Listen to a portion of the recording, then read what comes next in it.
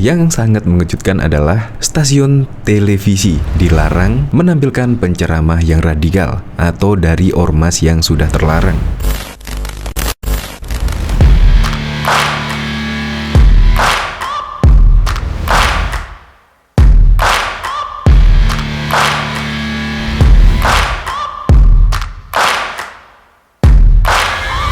Searching for greatness in a sea of the dying and shameless, a sea of the aimless. I don't wanna be one of the nameless. I'ma wake up with the mindset that one day I'm gonna make it. Sebelum menyaksikan video ini, pastikan bosku jangan lupa subscribe, karena subscribe itu gratis plus bonus tonton video terbaru setiap harinya.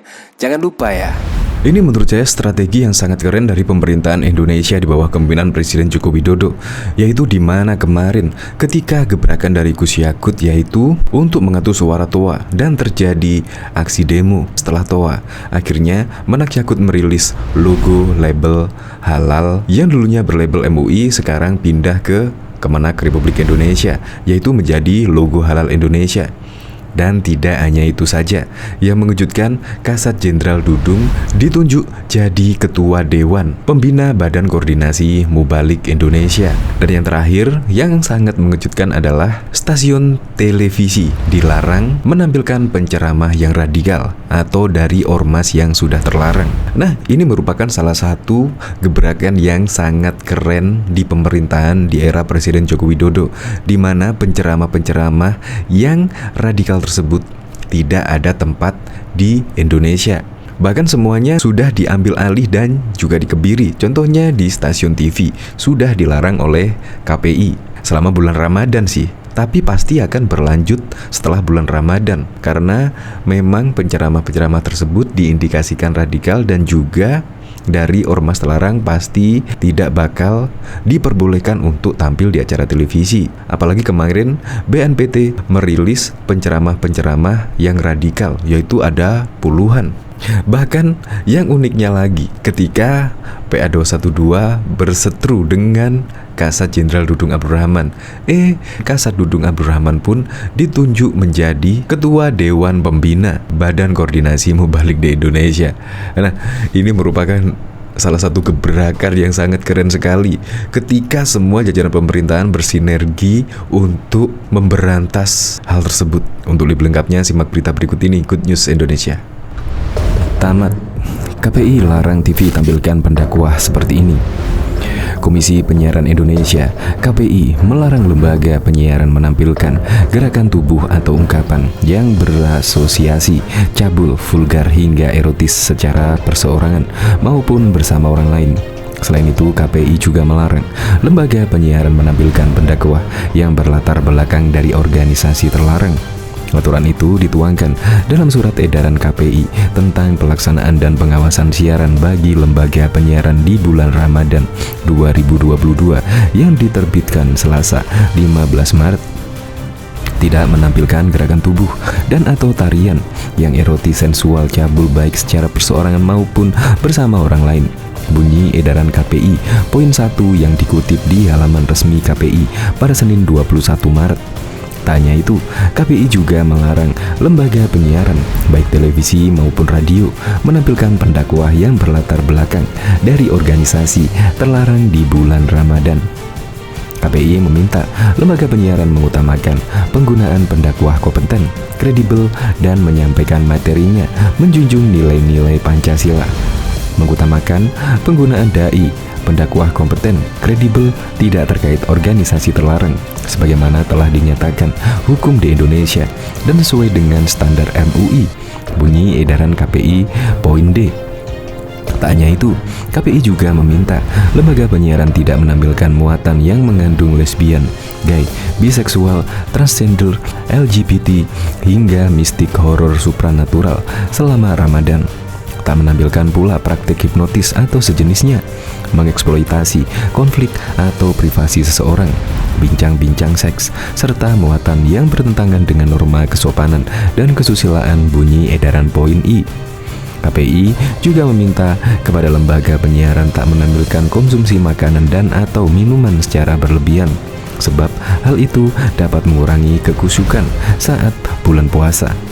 KPI mengimbau agar berhati-hati dalam siaran agar tak melontarkan candaan, baik verbal, non-verbal, serta melakukan adegan berpelukan, bermesraan dengan lawan jenis pada seluruh program acara, baik yang disiarkan secara live ataupun typing rekaman. Bunyi edaran poin H. Bahkan juga diketahui, Kepala Staf TNI Angkatan Darat Kasat Jenderal Dudung Abdurrahman ditunjuk menjadi Ketua Dewan Pembina Badan Koordinasi Mubalik se-Indonesia. Jenderal Dudung ditunjuk karena sosoknya dinilai religius dan memiliki semangat toleransi yang tinggi. Kang Haji Dudung santri alumni pesantren Buntet Cirebon. Beliau juga mubalik. Jadi kami minta beliau turut memperkuat Bukomubin, ujar Ketua Umum Bukomubin Ali Mokhtar Ngabalin kepada wartawan pada Sabtu 19 Maret 2022. Penunjukan Jenderal Dudung itu berdasarkan hasil Musyawarah Nasional 3 yang berlangsung pada 27 Februari 2022 di Hotel Arya Duta, Jakarta Pusat. Ali Ngabalin kembali terpilih menjadi Ketua Umum untuk periode 2022 hingga 2027. Menurut Ngabalin, selama ini Jenderal Dudung dikenal sebagai figur tentara yang tegas, namun belum banyak masyarakat tahu sisi religius Kasat Dudung. Saat jadi komandan Kodim di Sumatera Selatan, beliau sering ceramah agama ke pelosok-pelosok kampung. Ketika jadi Pangdam Jaya, beliau rajin bersilaturahmi keliling ke sejumlah masjid, kata Ngabalin. Sementara itu, Jenderal Dudung itu berdasarkan hasil Musyawarah Nasional 3 yang berlangsung pada 27 Februari 2022 di Hotel Arya Duta Jakarta Pusat. Ali Ngabalin kembali terpilih menjadi Ketua Umum untuk periode 2022-2027. Sementara itu, Jenderal Dudung pun menyatakan kesediaannya dipilih menjadi Ketua Dewan Pembina Bukomubin. Dudung berharap Bukomubin bisa menyebarkan semangat moderasi beragama di seluruh Indonesia. Apalagi organisasi ini tampak berkumpulnya para mubalik yang berdakwah menyampaikan pesan agama dengan cara yang baik, ucap Dudung. Diketahui, audiensi dengan Jenderal Dudung ini dihadiri seluruh jajaran pengurus pusat Bukomubin. Selain Ketua Umum Ali Ngabalin, audiensi juga diikuti oleh Wakil Ketua Ansor.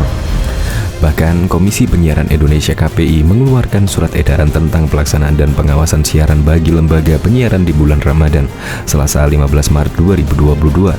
Edaran itu disusun KPI dari hasil rapat koordinasi dengan sejumlah stakeholder, di antaranya Majelis Ulama Indonesia. Pada edaran itu terpilih 14 poin ketentuan yang harus ditaati stasiun TV maupun lembaga siaran lainnya.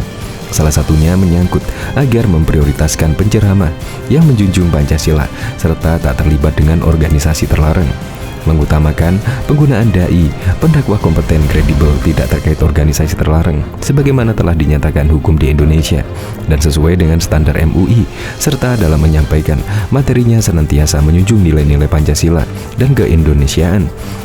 Tulis KPI dalam keterangannya dikutip pada Senin 21 Maret 2022. KPI bakal memberikan sanksi bagi lembaga penyiaran yang tak mengindahkan ketentuan yang dimaksud. Dalam edaran juga disampaikan jika lembaga penyiaran tidak melaksanakan ketentuan di atas, maka akan ditindaklanjuti sesuai kewenangan KPI sebagaimana ketentuan peraturan perundang-undangan, tulis siaran pers tersebut. Di samping itu, ada sejumlah ketentuan lain sebagai berikut. Lembaga penyiaran wajib memperhatikan peraturan-peraturan terkait penghormatan nilai-nilai agama, kesopanan, kesusilaan, dan kepatuhan siaran tayangan dalam rangka menghormati nilai-nilai bulan suci Ramadan.